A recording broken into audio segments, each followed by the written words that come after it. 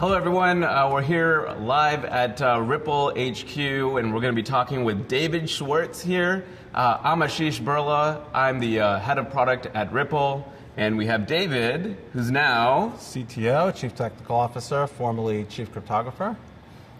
Awesome. So we're going to be doing a lot of these, communications and video AMAs. We have another one lined up for August. I'm not allowed to tell you who it is, but it's Brad Garlinghouse. Coming live in August, but we have a lot of exciting questions that were submitted over Twitter, and we're going to get through as many of them as possible today, and then we're going to end on a lighter note towards the end and get to know David a little bit deeper than maybe some of you guys know him. Uh-oh. But let's start off, new role, CTO. A lot of people are asking, will you have some of the same responsibilities as the chief cryptographer role? And then also, people are anxious to know, are you ever going to get bored working at Ripple? You know, I actually worried about that myself a little bit, but it's been the reverse. I've been able to scale what I've been able to do by working with really talented people and giving them guidance on how I think things should be done. They get done a lot faster than if I had to write all the code myself. One of the things I started to do when I started working here is to not be like the only person who knows how things work, is to hand off responsibilities and make sure that people learn their way around the code. And over time, my day-to-day responsibilities supervising like code that was written for what we now call the XRP ledger just kind of naturally shrank. And I did worry that would be a little boring, because I do like to do things hands-on. But working with people who are excited and who are doing interesting things and who are competent, it's incredibly rewarding. You really can't get bored unless you run out of things to do, and that's the last of my worries. I can tell you there's never been a boring minute working at Ripple over the 5 years I've been here, so I can attest to that as well. But maybe let's just start talking about your new role as CTO. Well, maybe just outline the top 3 priorities you have for the upcoming year. Well, I think one very, very important thing is getting volume on RippleNet, getting transaction flow to be where we want it to be, more corridors, more deployment. I think having that transaction flow as candidates to be bridged with XRP is tremendously important to the company. Also, XRapid actually doing the bridging of payments with XRP, getting those things scaled, getting more partnerships, getting those live transaction volumes that are significant is incredibly important. And I think on the last front is decentralization, which I love this quote from Ethan McBrow, because there's always this danger of when you do something that improves something, people are like, well, it was terrible before. It's hard to make that clear. Ethan McBrow gave this quote about trying to make the criticisms as obviously wrong as possible, and that's kind of like what I feel we're doing there is finding every possible thing that someone could criticize and just making sure that we've got that completely nailed down. Awesome. So I have one question, if I may. You've been in the blockchain space longer than anyone I know. Over 8 years, and I'm curious from your perspective. What's something that's happening now that you could never have imagined that really surprises you? Maybe that you couldn't have thought of 8 years ago. I think one big thing is just the proliferation of tokens. In the early days of Bitcoin, I think everybody was thinking that everybody would use Bitcoin for everything, and that would solve the siloing problem and some of the interoperability problems. And actually what we did is we rebuilt the interoperability problem between some 1,500, 2,000, some ridiculous number of tokens. I think the other thing is some of the more futuristic things that are going on in the space that are not just doing what we used to do better, but that are transformational, things like micropayments, distributed apps. We get these visions of machine-to-machine payments or an ecosystem of distributed apps that sell services to each other. Those kinds of things could be as transformational to the way we do things as the internet was. Yeah, absolutely. I mean, and one thing I can imagine that has stayed the same is how global this phenomenon has been. It's not a US-centric or a Silicon Valley thing. That's maybe something that stayed consistent from the start. Yeah, I think a lot of people have a sort of US-centric perspective, particularly obviously people in the US or even in Europe. They deal a lot with banks and they don't see what's going on in the rest of the world, where there's rapid expansion of financial services, where there's mobile money, where the systems are more disconnected and less mature, and where there are people who are more poorly served than we generally are.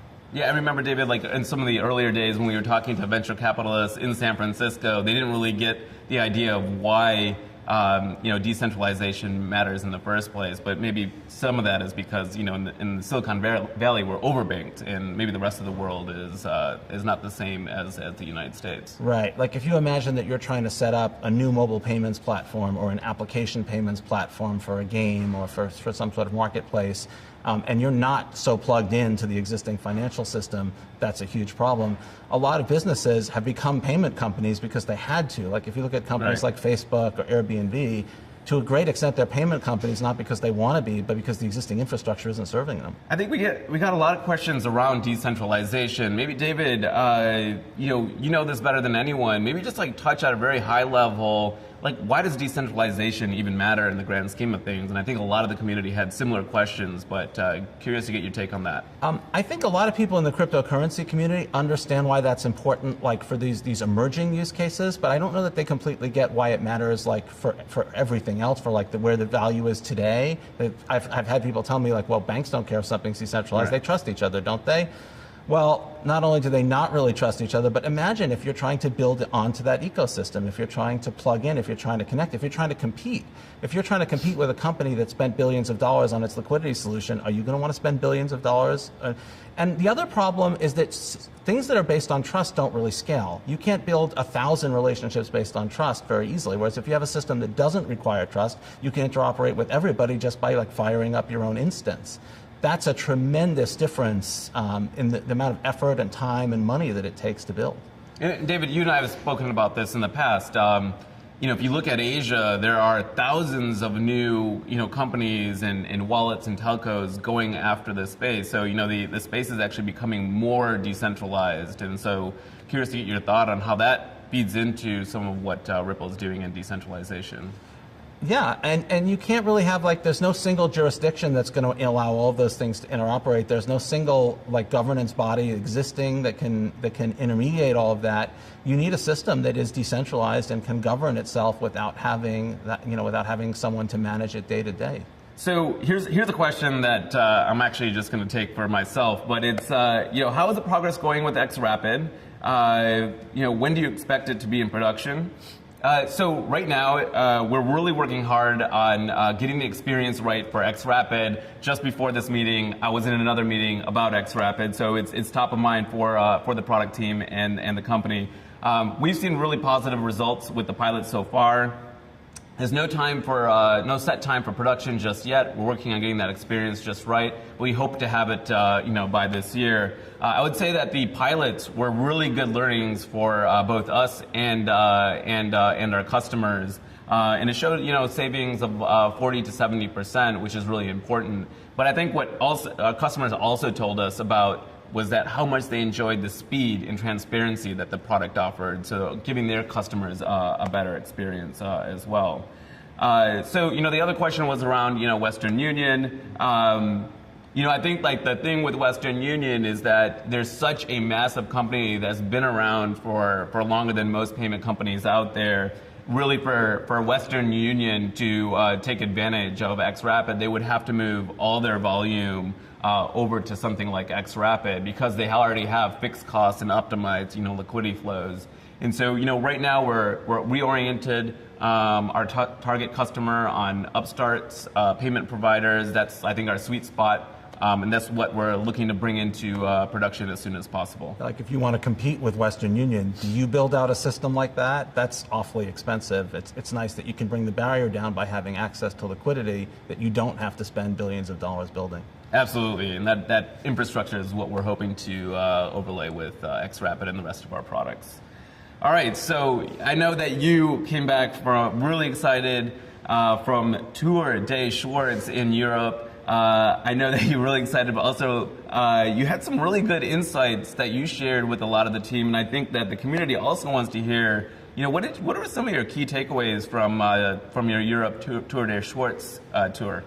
I think there are probably two things that I would call out. One of them is I talk to a lot of people who want to build in the blockchain ecosystem, and there are just a lot of people who have these project ideas that are interesting and exciting, and they're really working hard on product market fit. There's a lot less of the I have two guys in a white paper and I want to raise $1 billion. That does happen, but there's a lot more people who are looking hard for product use case fit between technology.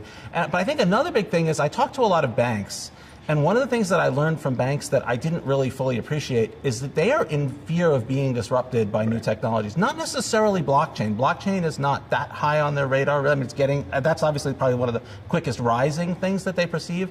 But they're also getting squeezed by correspondent banks who want more money. They're getting squeezed by non-bank payment companies that are taking lucrative business away from them. So they realize that they need to make investments in technology, or that there needs to be a change. So we don't have to sell them on the fact that they have to do something different.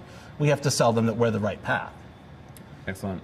Yeah, so another question that we got from a lot of the community members, I'm going to try to summarize as much as possible, is what do you think the tipping point is for XRP to be widely used for a variety of use cases, and where are we on that horizon? Well, I think we've got the underlying technology heavily optimized for a payments use case and closely related use cases that involve movement of value. With our Spring effort, we're trying to incentivize the development of an ecosystem around XRP. I think, and with what Ripple's doing on the banking side, we're trying to position XRP as that sort of intermediary asset that can provide liquidity between other assets. And I think if those efforts are successful, that's going to be a reason to use that asset. If it's more liquid, if it's cheaper to transfer, if it has all these technological advantages that optimize it for that use case. So I think it's that building of an ecosystem.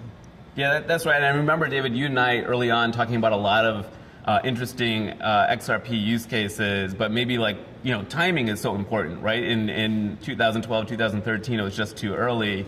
But timing, right now is a very different scenario than the early days as well. Yeah, there's obviously a lot more attention on digital assets. Micropayments are just, their use cases are really starting to emerge. So I think it's really exciting.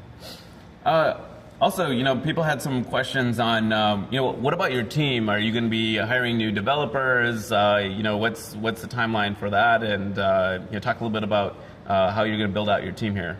Well, we're almost literally always hiring for almost every position that you can imagine.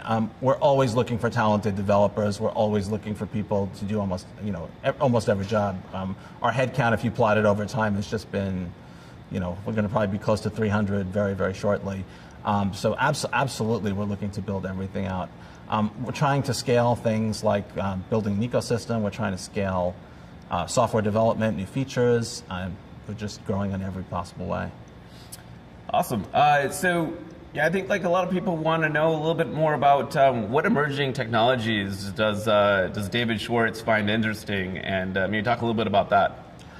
So one that doesn't have probably that much connection to what Ripple's doing, but that I think is tremendously interesting, is the zero-knowledge proof space. We actually have fundamentally new cryptographic primitives that we didn't have a couple of years ago that are enabling exciting new use cases. I think another thing is the distributed app environment. This one is one of those things where it could be the next big thing, or it could just be all hype. I'm not quite sure which, but I do envision this future where you might have distributed applications that provide services to other distributed applications, right. And you have this ecosystem that just is optimized to provide each of these different services at very low cost with very high reliability. Essentially, it's providing every service that you would need trustlessly. Great. So maybe talk a little bit about, go back to maybe your childhood or, your earlier days and more formative days. Was there something that happened back then that led you to think that blockchain is going to be revolutionary and something that you wanted to get into? Maybe talk a little bit about how you got started in this, what inspired you maybe back in your childhood. I think part of it was seeing the democratization of information. When I was younger, information was very difficult to get. The joke is if you heard a song and you didn't know who wrote it or who performed it, you were just screwed. There was no way that you could figure it out. You could wait for it to play on the radio, and if they didn't tell you at the end, people would, you have access to almost all of human knowledge in your pocket, and that has caused a fundamental change in the power over information, over the ability of companies to control people's access to information, over the ability of people to share information. And I kind of saw the parallel with that over money. It's like the last frontier, where we live in the United States, like I was saying, we have these nice institutions, but there are countries like Venezuela, or you've probably seen people with these 100 trillion notes, areas where people have been oppressed by the control over money. And this idea of systems that were decentralized and that didn't rely on this kind of trust and weren't so easily controlled was tremendously appealing to me. Yeah, absolutely.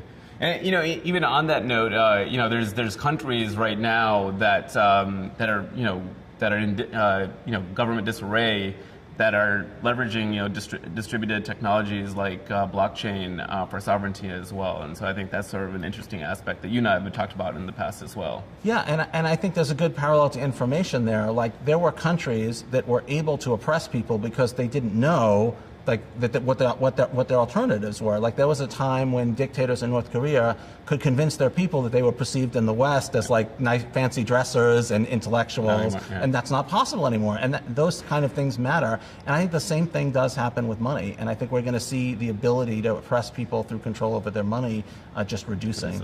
That's a great point, David. So here's one from Tiffany. Do you really think you can beat me at arm wrestling? And this is like a real question.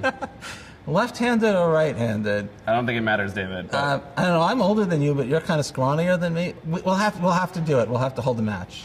I love being called. Called scrawny, by the way. All right, so sorry about that. do you approve of Ash Go Blue, my newfound fashion style? Can we see you on stage buttonless anytime soon? So I guess there's been some feedback on how low my buttons are on my dress shirts. Hence, I was told not to wear any buttons today. But we're curious to see if you're going to go for the buttonless look. I don't know. Catching on? That's a bit much for me. Yeah, I need to lose maybe 40 pounds in maybe 15 years, and then maybe I can pull that look off. All right. But you got it though. Okay. Well, I'm gonna take that feedback. We're gonna work on the button issue. So we're gonna end it on sort of a lighter note. David, you don't know these questions, but the idea is it's rapid fire questions. What comes to your mind, top of mind, right away? And so we're gonna start. Ready? I guess as much as I can be. All right. Favorite ethnic food? Tacos. Not Indian food? Come on. Favorite movie? Oh boy, quick. Office Space, The Princess Bride. I don't know. One. Office Space. That is a good one. Last time you got a haircut? Don't lie. God, it was probably 6 or 7 years ago. I told the person cutting my hair that I'd been in the mountains for 7 months or something, as an excuse. Just I know it's been a lot longer. So David has not gotten a haircut since he worked at Ripple, and now he lives in an urban area, which is no excuse anymore, David. But people love the hair. Thank you. Favorite superhero? Oh, Superman. Come on. Yeah.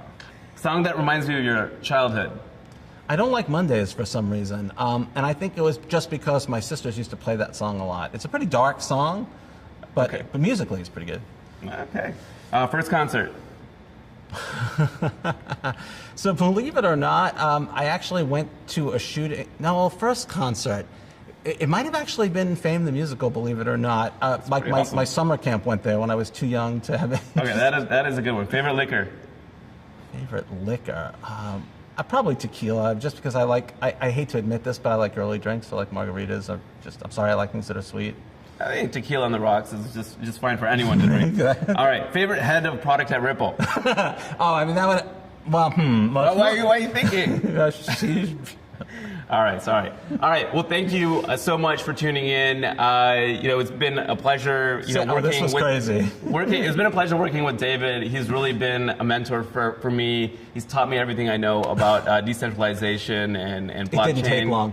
It's still ongoing, but we're committed to doing this in the future. Feel free to send us ideas. But we have one next tapped on for August with Brad Garlinghouse. So that should be interesting. All right, thanks, guys. Thank you.